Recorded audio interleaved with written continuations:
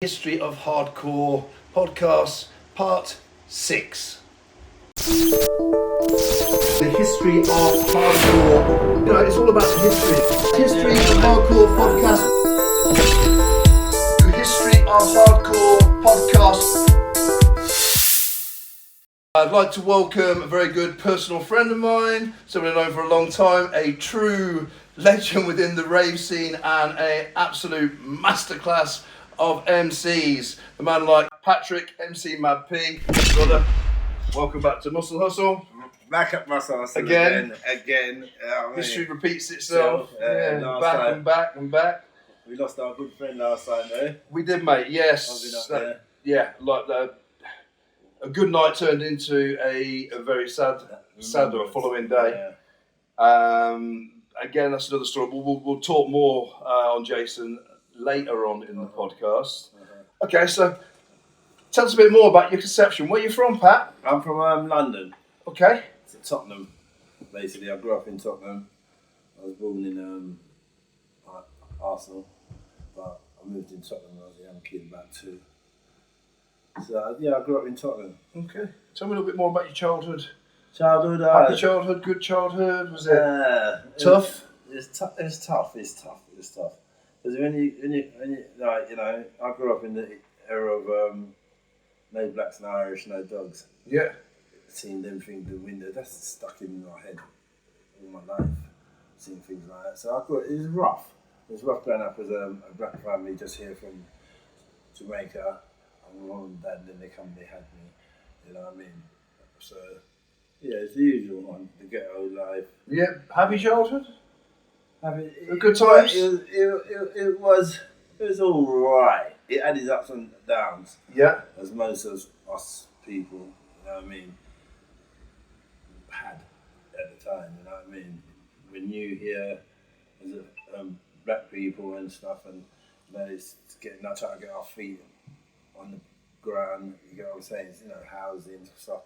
I mean, so we went through a lot of that, and then a lot of shared housing and stuff like that. So you know, it wasn't comfortable. So not ideal. Not ideal. Not idealistic. Start a family and all that. So because like we was living, I was living at my auntie's house for a while. And there was 3 of us, 3 kids, my mum and dad, and my uncle's house, and they had 4 kids.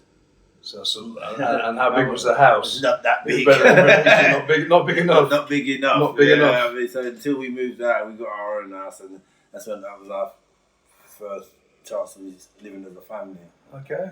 But like, it's ups and downs. My dad wasn't a great father, but he was a good father. Still, you know what I'm saying? He provided. Yeah.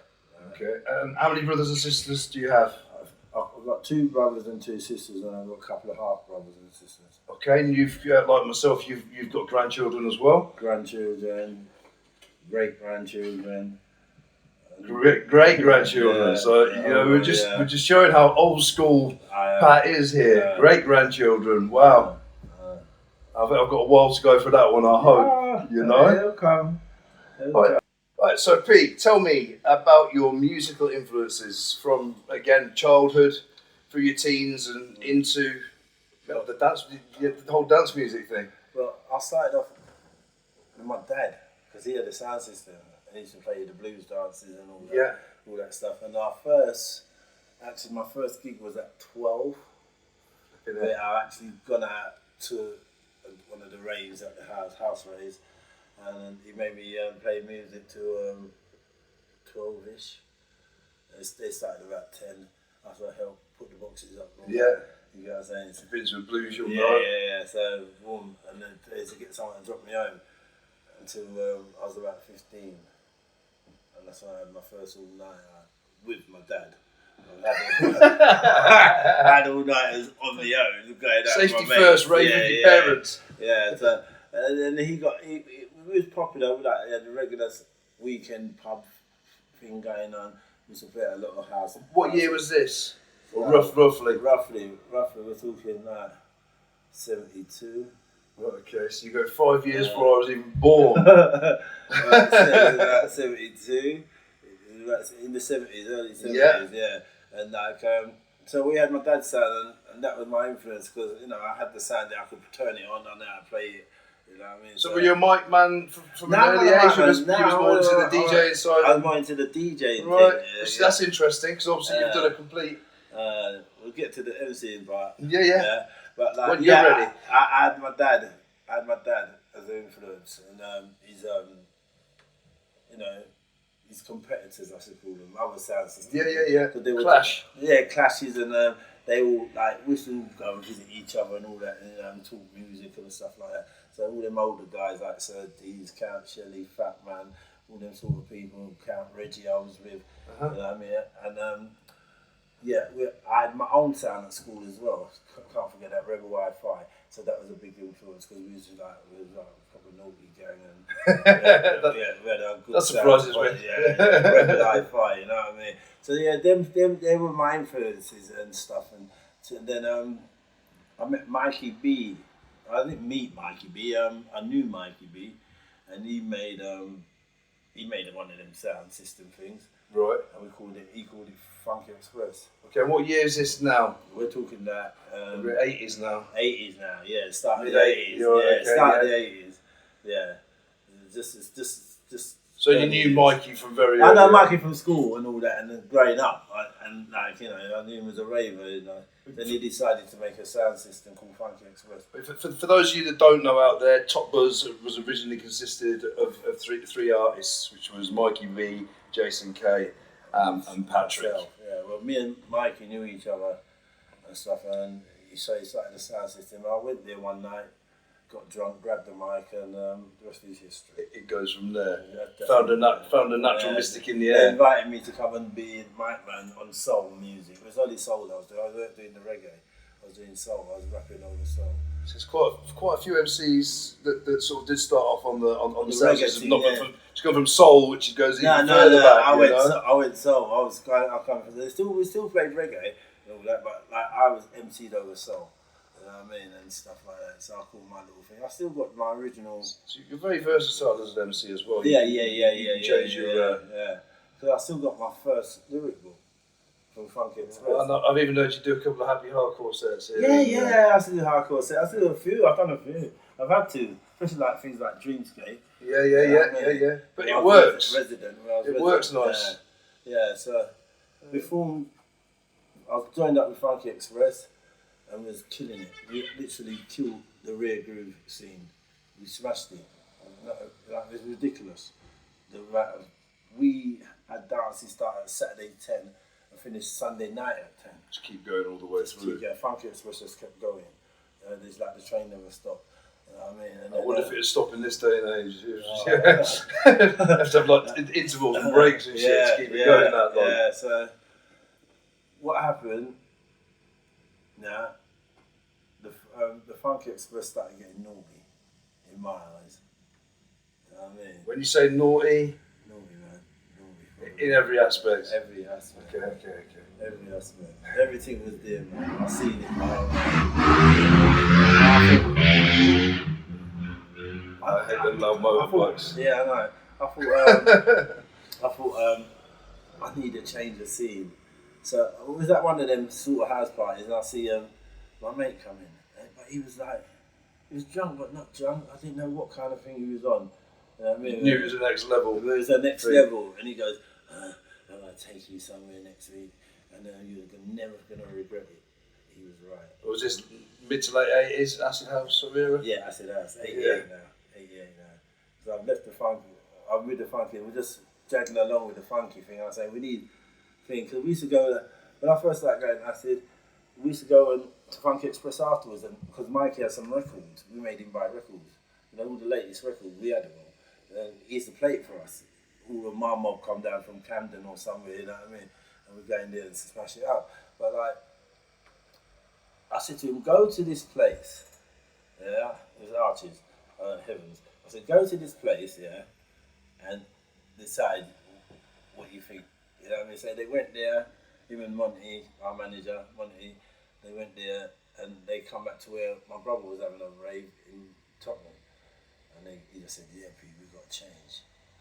Yeah, he's going to leave, he's going to pack up that scene. So did just you and Mikey at the time. Yeah. It's me and Mikey at the time, but it so happens, like we've gone out after a few weeks of going out. We were at Heavens again, and we met Jason.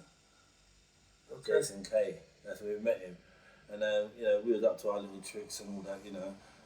All of us was doing our thing, and then we just decided to make become DJs in the acid thing. You know what I mean? Because Jason had heard about it as well, and he was interested. You know what I mean? So it's about that time that a lot of people were getting interested and noticing that things were changing and moving. And we'd been Funky Express. Jason knew about us, me and Mikey, before he even met us, because he used to listen to our tapes, our Funky Express tapes and stuff. So he said, yeah, my man seems all right. So yeah, we started to DJ, but I couldn't get the mixing. Yeah, it was a bit hard for me to start. I couldn't get the mixing, and we were starting to get recognised after the while. Because our manager, who helped us out in the beginning, was a man called Chalky White. Chalky White. Yeah, MC Chalky. He was our manager. Still about, we still see him regularly, don't we, bobbling around. Yeah. It's Chalky. Mr. Chalky, yeah. But we call him Jason. Jason nicknamed him the Bandoola manager. Because what he used to do was to be all these after parties and stuff like that in clubs and all that. And he's going, nah, my boys are going to play. Get off. It's just throw DJs off to get off and put them on. And we were doing that for a few months. Chalky was just throwing people off and getting us to play, make sure we bring our records and everything. And we used to go and we started killing it, innit? And plus we were doing our other business as well, so that all tied in together, you get what I'm saying? Yeah. And we started killing it, man. We just started killing it. So I have to thank Chalky for that, because he got us out there. And Good man, Chalky. Yeah, and like, because we was we just went the right way about it. You know what I mean? Friendly with everybody, straight with everybody, and everything. And kicked everybody off the decks. That was Chalky doing it. I was just glad. Yeah, I couldn't do that. That's how I said the mixing bit. Sorry, the mixing bit. I couldn't do the mix. So I goes, don't worry, I'll jump on the mic. Because I have to do the mic work at Funky Express. I go, let me go on the mic. Don't worry. So I went in the mic, and it was like the rest of history. You know what I mean? And there it was. Yeah, there was Top Buzz. Top Buzz. Formed. Well, the name came when we used to go to Clapham Common. Right. On a Sunday morning, where everybody used to like meet up after all the raves in London, and we used to head to Clapham Common. Right. It started off with 100 people, and it got to as big as about 5,000 in there. You know. Yeah, every Sunday, man. Our missus used to bring our dinners down, rice and peas and chicken, everything. Sunday, Clapham Common, all the missus them coming out now. You know what I mean? And that we used to just rave. And we became famous and everything.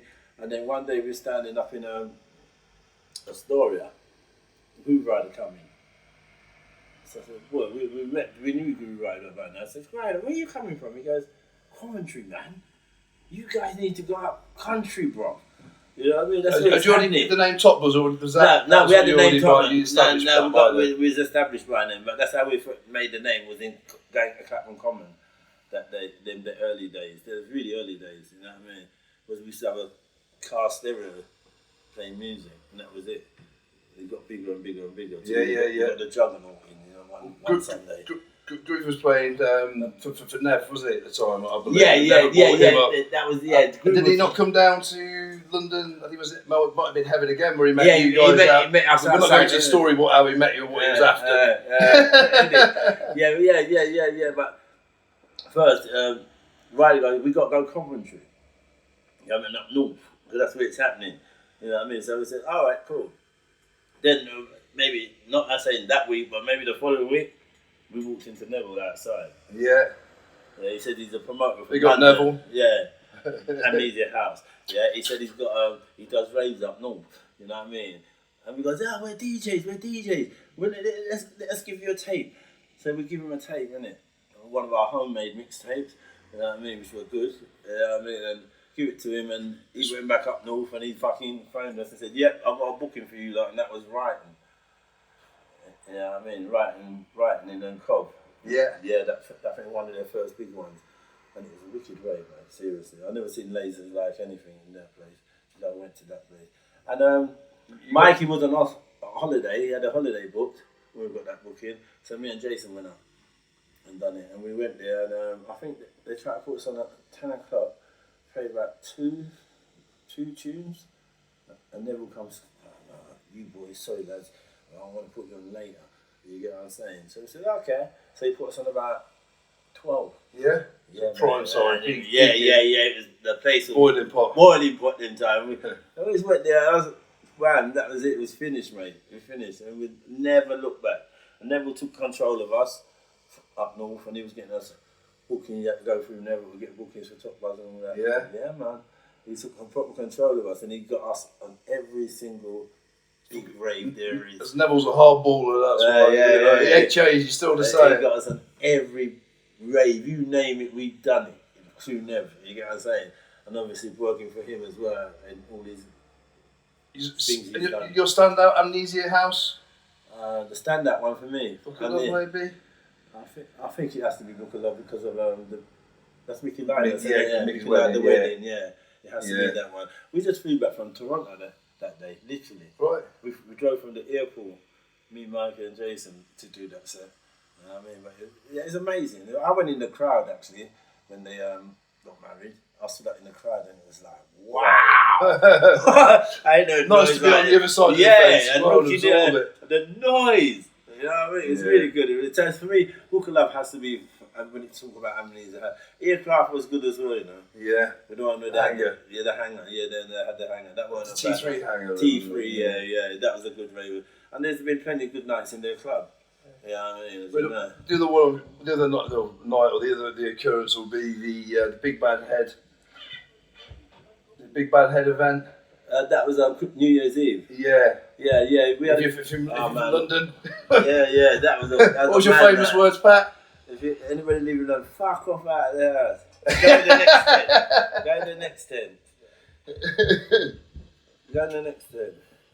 Let's go. Yeah, that Big Bad Head is amazing because we had about 3 or 4 jobs that night, and we were running late. I'll never forget that. It was New Year's. I go, oh, look, I'm on the road, and everybody's singing at me. So I went there vexed. You get what I'm saying? That's not like you. Well, that's nothing new. I've seen you turn vexed at a few raves, a couple of mine included. Yeah. I got in there, and everything. It's like, fuming. I went, right, anybody in London? And they went, hey. I went, fuck off out of here and get in the other tent. Because according to you lot, we're one of the 5 worst DJs on the scene. And it's worse. Where did they get these statistics from, mate? Especially that day, though. She didn't have the technology where you could just clog who you like. Groove Rider, Fabio, Carl Cox, Top Buzz, and Mickey Finn. Yeah, that's a pretty good lineup if you ask me, mate. So, they said we were the 5 worst DJs on the scene. I think they just pick these things out of the hat, mate. Do you know what I mean? But at the end of the day, what does it get you? Attention. It got us attention. They say no promotions, bad promotions. No promotion is bad promotion. And that's big it promotion. It did get us attention, and plus, even what I said got us a whole heap of work. You know what I mean? Because it really I want only people from Birmingham, Cheltenham, I only want them people in there because they respect what they're getting and all that. You know, I mean, give you all that. So the Big Bad Head, and then the rest is history. You know what I mean? So your favourite raves, any fantasias or anything that stick out for you? Any particular dreamscapes? Obviously, you were a resident for Dreamscape. I was a resident at Dreamscape, but every rave was a different rave. It depends on how you feel, how what mood you're in. You know what I mean? Even what kind of things you've had. You get what I'm saying? It all makes. You have good days and bad days. Good days and bad days. Yeah. But for me, one of the favourite rave of mine was the one I done in Australia on a what do they call them? A boating shed. Right. Okay. Yeah. But boat shed, but they let you take the boats out in a rave, and I was rowing down the Perth River. You know what I mean? I got a girl there and everything, and boom, boom, boom, and all the lights were coming out of this house. It's like it was something alien, you know what I mean? But it was such a wicked. Only in Australia. Yeah, only in Australia. First time I went to Australia, so that rave sticks out for me a lot. You know what I mean? Everybody's had I've had good raves with everyone. Fantastic Obsessions. I've had all of them. Had Starlight. I've had a good night there. You know what I mean? I've always had a good night. So I can't say which one. If it's anyone, I think it's the one in Australia. You know what I mean? Because that was different off the hook. Okay. So coming back to Top Buzz, you were playing with Jason and Mikey. What happened with Mikey? I'm going to be straight out and direct. I'm going to find a I'm going to be straight and What direct happened with as well. Mikey? Tell me, what happened? Me and Jason, we had Mikey got a prison sentence. Mm-hmm. For selling knees and stuff like that. Yeah. Very reminiscent. Yeah. I mean, it's unlucky. he That's got a what I prison said. He got a prison sentence. Yeah. So me and Jason was together now, but when Mikey went away, the level we took Top Buzz from to when Mikey come back out was phenomenal. So you elevated We elevated the name. We elevated the status of Top Buzz to we even had our own genre, jungle techno. Yeah. You get what I'm saying? All that. So we've done all this hard work and graft, and Mikey's come out with his bad mind and envious mentality. 3-9 monster. 3-9 monster. He's come out. They're doing back to back, obviously. Jason will play 3 tunes. Mikey will play 3 tunes, but in one of the next 3 tunes, he just played something what Jason played. So he's doubling up on the. Yeah, he didn't make. Yeah, he was playing the same record. And Jason was getting upset about it. You know what I mean? And he tried to say to Mikey, listen to what I'm playing. You get to learn about the tunes, them and everything. You get what I'm saying? But like Mikey, he couldn't take how far we have got. Yeah. You get what I'm saying? He couldn't handle how far we have got and what we have done. You get what I'm saying? And stuff, you know what I mean? Because we told him about, Fantasia made a tape pack, and they goes, this is the singles and stuff. They goes, we met the accountant, and the accountant goes, to me and Jason, oh, you're Top Buzz, I've been waiting to meet you. We made £80,000 off your tape. I goes, £80,000 off a Top Buzz tape. That's when we started doing 2 Blacks in a Bubble. 2 Blacks in a Bubble. Legendary business. Yeah, that's when we started You doing haven't 2 heard Blacks those in a Bubble. sets? So we said, no, that can't work. Things like that. Mikey knew, we used to charge people, we used to charge promoters to tape us. Yeah. After that. And I was getting like £1,500 That was back when merchandise was a big, but it's not now. It's not big no more. Yeah, but that time there was money. There was big money. Big in money. merchandise. So we've got a few of the other DJs done it, but we couldn't convince them all to do it. But a few of them done it. I ain't gonna name them, but we did it. We put security on the tape deck. You know what I mean? Hooded up fellas, dark glasses. You get what I'm saying? Don't come near this tape, Yeah. Protected. Yeah, protected. I can make sure they're not here. You know what I mean? Yeah. So Mikey come out now, and he couldn't handle it. So he decided to go. He went to the garage side of things. Garage side of things, yeah. And he did the dream team with Spoonie. No, don't forget that. He took Jason. They come around my house and said they want to finish it. I didn't ask to finish it. They said they wanted to finish it. Yeah, I'm not speaking ill of Jason because he did say it and Mikey said it. Yeah, and I said my argument was, all right, let's kick off the jobs we've got to do them, and then stop. You get what I'm saying? If that's what you lot want, right? And they just wanted to start it. So I said, all right, and that's how we split. So Mikey and Jason's gonna do the garage scenes and all that and everything.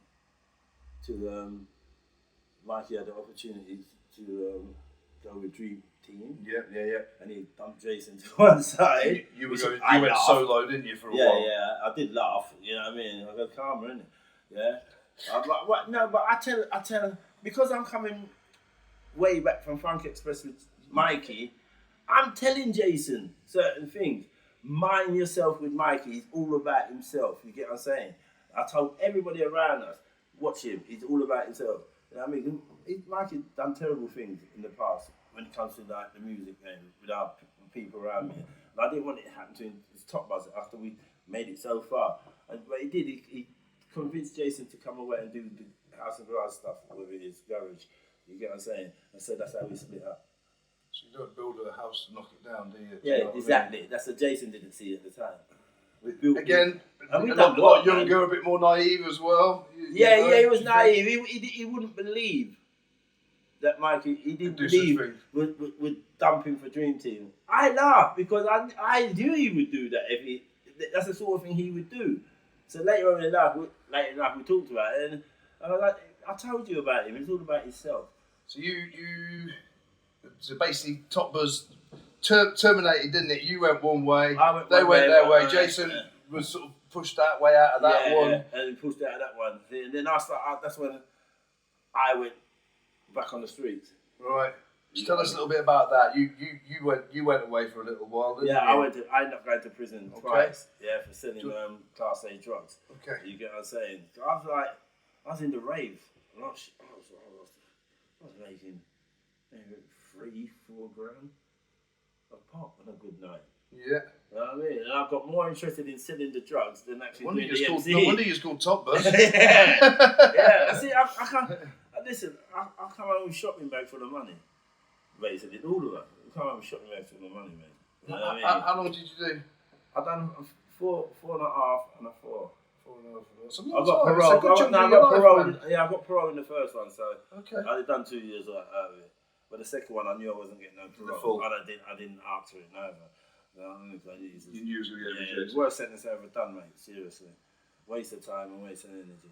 You know what I mean? But then I come out of the prison and that guy, Majika. What you say about that guy? No, but sometimes you get someone nerves, but like I have to give him props for when I come out of jail. Yeah, and you and yourself. Well, yeah, you two would. I would say would have. I think you did your first gig solo with Majika a couple of weeks before I managed to get the two back together for the first time in 8 years at Keele University, where we're actually both performing tonight. So just for the fact, we did put Top Buzz back together for the first time in 8 years. And tonight you're privileged, because for the first time in 8 years, you have Top Buzz together. DJ Magoo and Maxi. That's my claim to fame. Yeah, I've got one, that's it. Yeah, because Nikki told us. What set? Yeah, because Nikki told me about it, and I go, yeah, I would do it with Jason, but I ain't doing nothing with Mikey. You get what I'm saying? I don't mind going back out with Jason. If I went back out with Jason, we'd be better off than going back with Mikey. It worked, didn't it? It worked. So we got back together, and as you know, we got our name back out there and everything, and people were eager to book us, and we just cracked on until he passed away. First few times I booked Jason solo because you obviously what happened between you guys, and then to bring it all back together and that, the puzzle, all the pieces back in place. Yeah, it was back together, man, and people were loving it. You know, promoters were like, they loved it, and here we are today, still going. I'm on my own now, but I'm still going out as Top Buzz. You know listen, at the end of the day, as long as you're around, there's still Top Buzz. You know, there's no two ways about it. You know, you and Jason, you're still here. There's still Top Buzz. We've got to carry his legacy. Jason, we both know that Jason would want that anyway. Yeah, you know, he wouldn't want the party to stop, would he? No, well, me and his wife, the publishers have finally got hold of us. They were giving her time. That's what they said. They were giving her time to get over a Greek. You get before we start the book. So from January, the book coming. Well, I'm adamant on it. It's the main. It's the main thing I have to do. You need to document it. I mean, it's okay documenting. Again, as with other people, we're only going to touch the tip of the iceberg with what we discuss and get into today. It's the rabbit holes are deep within these stories, and we can't do it in an hour and a half. Yeah, that's right. But we're working on the book, so that's my main priority right now. Because I'm the last one, and if I don't write it, it's not going to get ripped. It's not going to get ripped. So get it done, mate. Get it done. Yeah. And all those that done pre-order, don't worry, your money's safe. You'll get your book. Well, when that's coming, I'll let you know through my social media. We'll let you know through the History of Hardcore channels. So you'll all be fully aware that the book is coming. I'm sure it'll be a more than interesting, maybe a little bit of a D-A-R-K dark read. You know. It will be. It 100% will be. Okay. Yeah. Flip hole. We come. About to fucking explode. Flip mode. 9-7. bust a bus. Come on. What? Hot shit. Hit you with no delaying, so what you saying, yo? Silly with my 9 milli with the dilly, yo. When I be on the mic, yes, I do my duty, yo. While up in the club like we while in the studio. You don't wanna violate, nigga, really and truly, yo. My main thug, nigga named Julio, he moody, yo. Type of nigga that'll slap you with the tulio. Bitch, nigga scared to death, act fruity, yo. Fuck that, look at shorty, she a little. So yeah, I know roughly where you're going with your future. Can you tell everybody that's watching what are your plans for the future? How you're working with the Top Buzz legacy name and who you're working with? And... Right, yeah, obviously the book, and I've got some stuff I need to sort out concerning Top Buzz, especially what they call it when somebody rips your tune off. Copyright breach. That's it, breach of copyright. Yeah, so that's the main thing, and I want to carry on the name Top Buzz, but I've called it the Top Buzz Legacy, and I've chosen 4 DJs. Selectors. I've chosen 4 selectors. They all agreed if they're available, they will come and do the job with me, and that is Fabio, Fades, Tim Ryan, and Ratty. Good choices. Yeah, they all represent that. They represent a bit of dark. Yeah. They all can touch the dark stuff. You get what I say? So I've taken them 4 on board. They've all agreed, and that's how we run it. And, I guess it will kind of be regional as well as to what sort of drops. Yeah, well, I've done a few. I've even been Ibiza with Faith. I've done a few and stuff. So it's well, tonight's one is the Top Buzz Legacy set. Yeah. Illusion, that's a Top Buzz Legacy set. Shelley's Reunion. Shelley's Illusion. Is it Illusion? Shelley's Reunion. Your Illusion. Mine's Illusion. You know that. You've done that many illusions there. Everything's illusion there. Shelley's tonight. Yeah. So yeah, that's going to be good. It's going to be good. And I've been we've got some guests in the house as well. John Nation, who we're going to be doing a podcast with shortly, and the beautiful, lovely Cav Nation. Other Stacey in for the ride again today, and obviously Will doing all your editing and camera work. Respects. So I've got a few jobs booked up now. I've got next year's going to be busy for you. I mean, next a few jobs booked up. I've got my guy's busy all over the place. I'm busy next year. I'm busy. It's coming back. Showboating. The feeling's coming back. I've actually even bought myself a bad boy mic. You know what I mean? Seen it? Yeah, I'm gonna be walking about with it nowadays again, back the old school days. You know what I mean? And stuff. And, so if you stood at the bar and you suddenly hear mine's a double rum and coke, the guy next to you's nudging you, it should be. So and my cake business. Well, not my your cake international. I didn't say famous. My catering business, I should say, because catering. But I've got a cake which is it's very, very good. So your rum cake, and I'm posting them this year. Oh. I'm actually going through the post. I'm posting them. I've got a few postal orders and all that. I have a regular order, so anybody wanting one of P's famous rum cakes, and trust me, is the best rum cake you can get. Authentic, proper. Put your orders in. Drop Patrick, Anthony Jarrett, MC Mad P, or even myself a message, and we'll get you hooked up with the best rum cake you can get. Proper.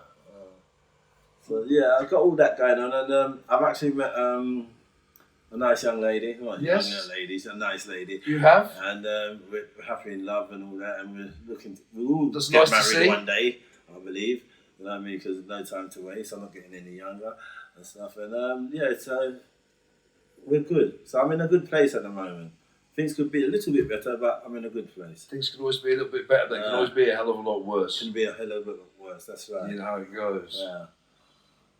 All right, Pat. So on a serious tip, I know this is something that's affected you personally from obviously a young age, something you've had to live with your whole life. It is a bit of a sensitive issue, but again, as we said before this, we're going to go straight at it, and we're not going to cut anything out. And I don't believe we have. We've told the truth through from start to finish. Yeah. So I did tell the truth, man. You know, I know. Again, I know how emotional this is for you.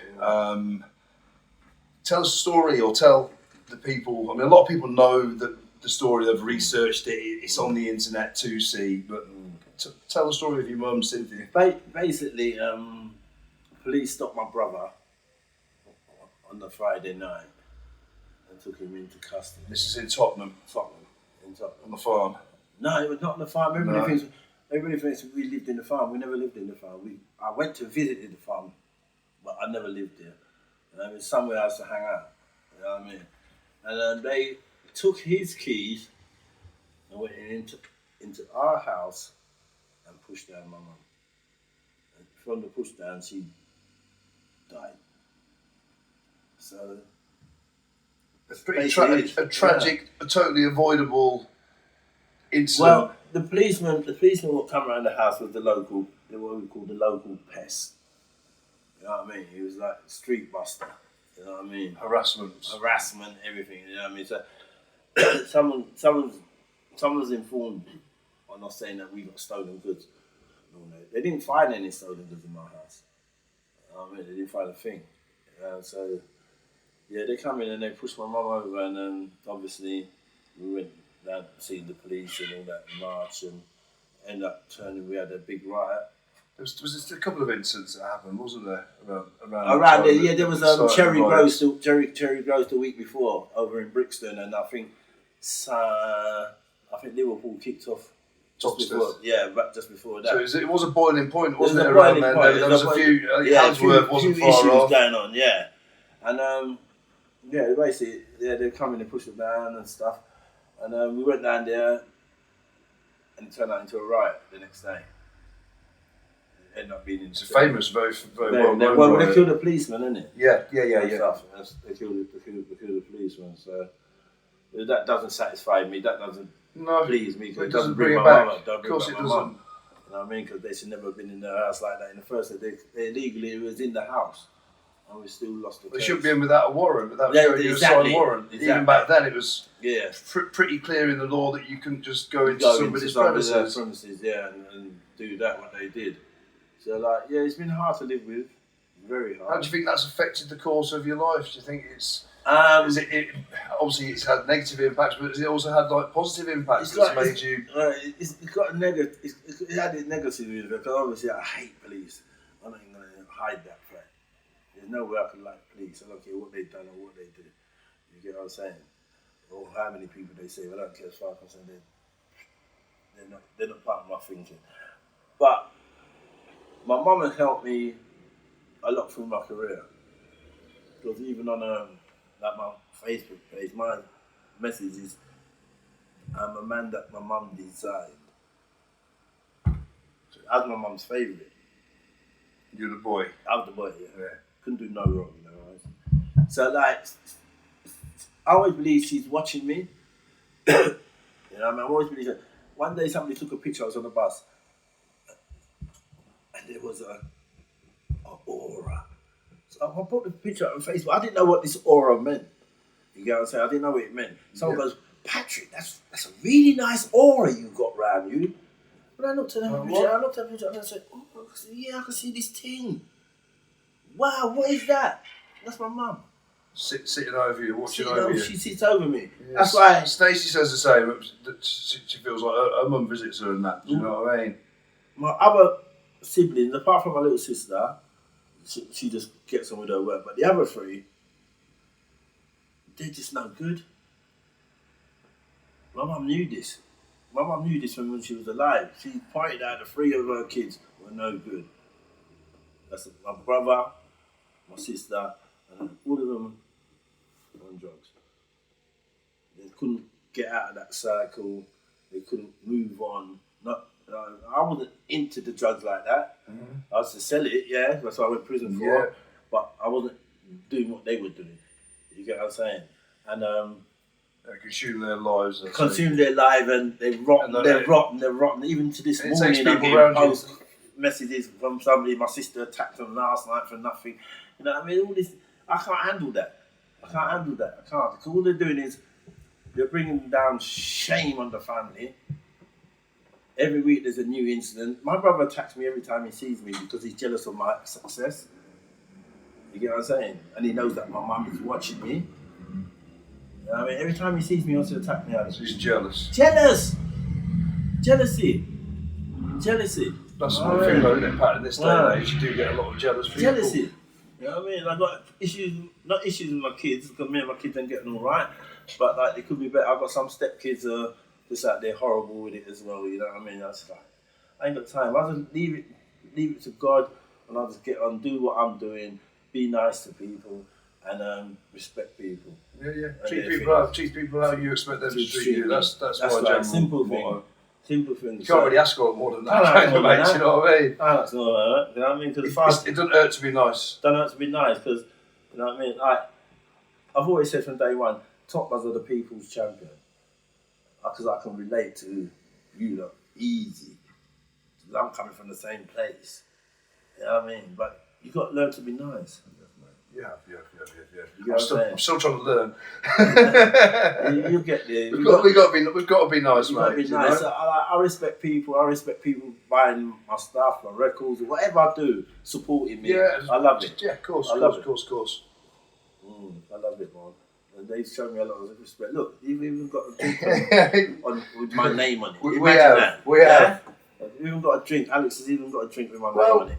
You know, it made sense. Do you know what I mean? With you being a chef, you obviously have a relationship. It's just nice to be able to put my musical influences into a sort of sports supplement, which is something completely obscure to the music, and just put the crossover in. For me, it makes me happy. And to have Pat endorsing the products.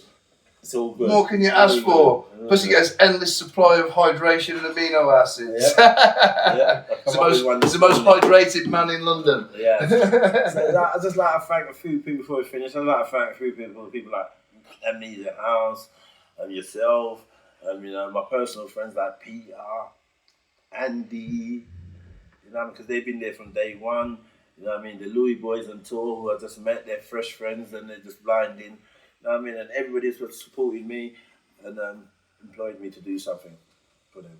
You're here for a reason, and the reason it's pretty obvious. As soon as you step on a mic and you hear your tones and your flow and your capacity, your capacity to propel lyrics at people. Well, I'm just glad that and do it nicely. Like my peers, they've all come up to me and said, "Pat, if it wasn't for you, I wouldn't be doing mine. You're my influencer." Yeah. So I've set a standard. I'll show the people how it go.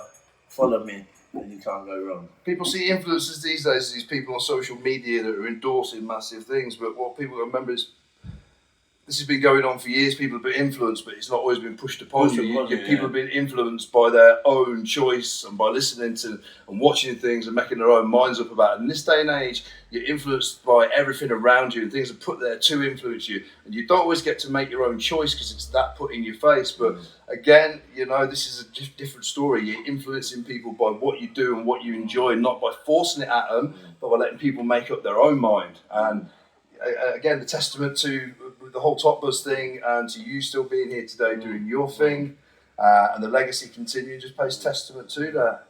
The people saying, who's your favourite MC? I ain't got a favourite MC. You know why I ain't got a favourite MC? Because I'm not an MC. You're a poet. I'm a poet. We know that. End of. I've got to actually say one thing for us, Pat. What's that? Are you willing for a shilling? Would you risk it for a biscuit? Would you chew it for Would you do it for a chew it? Yeah, there you go. We're going to bust this one tonight, or what? We're going to bust this tonight. Yeah, do it for a chew it. Would you do it for a chew it? All right. Yeah, so when you hear that new Top Buzz lyric, all right, influence. Yeah, man. So good. Obviously, last thing I'm going to ask you before we cut this out, because we could be here for a bit, and I've no doubt we're going to sit and do this again at another stage and talk over different things. How has the loss of Jason affected you?